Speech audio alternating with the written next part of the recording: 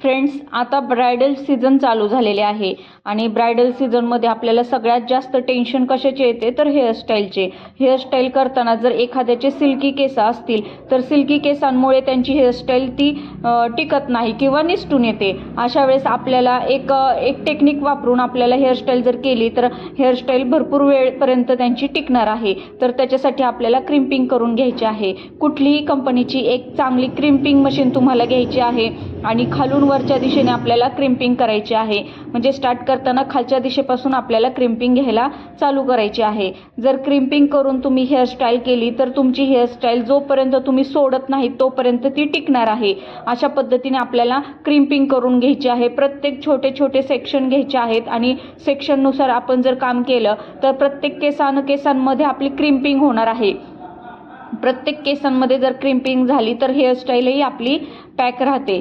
जर नाहीतर पिना निसटून येतात किंवा रबर सुटतात किंवा हेअरस्टाईल टिकत नाही, इकडून जे बेबी हेअर्स असतात ते बाहेर येतात.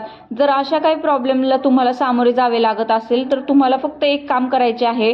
कुठलीही क्रिम्पिंग मशीन तुम्हाला घ्यायची आहे आणि त्या क्रिम्पिंग मशीनच्या मदतीने तुम्हाला आता क्रिम्पिंग करून घ्यायची आहे. जर तुम्ही क्रिम्पिंग केली तर तुमची हेअरस्टाईल कधी सुटणार नाही आहे. अशा पद्धतीने आपल्याला क्रिम्पिंग करून घ्यायची आहे. आणि अशाच नवनवीन माहितीसाठी तुम्हाला आत्ताच माझ्या चॅनलला सबस्क्राईब करावे लागेल, कारण अशीच माहिती मी तुम्हाला या चॅनलवर पुरवत असते. जर तुम्हाला आजची माहिती माझी आवडली असेल तर माझ्या चॅनलला सबस्क्राईब करा, व्हिडिओला लाईक करा आणि कमेंट करा की तुम्हाला मी आजची माहिती सांगितली आहे ती तुम्हाला आवडली का. मला कमेंट बॉक्समध्ये कळवा आणि तुम्ही कुठून आहात हेही मला कळवा. म्हणजे मला कळेल की माझे व्हिडिओ कुठेपर्यंत बघितले जातात. अशा प्रकारे आपल्याला क्रिम्पिंग करून घ्यायची आहे. प्रत्येक केसाला सुरुवातीला आपल्याला बॅक साईडला क्रिम्पिंग करून घ्यायची आहे आणि त्याच्यानंतर आपल्याला फ्रंट साईडला देखील क्रिम्पिंग करून घ्यायची आहे. अशा पद्धतीने स्काल्पला 1 इंच सोडून करून घ्यायचं आहे.